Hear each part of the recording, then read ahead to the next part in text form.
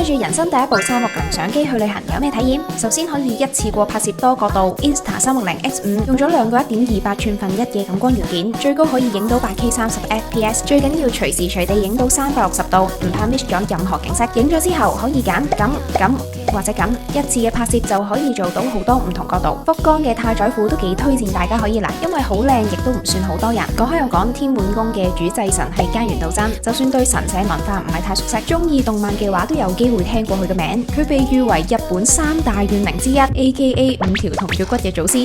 模仿低空航拍，用佢嘅3米空拍桿伸長之後就可以做到類似航拍嘅效果。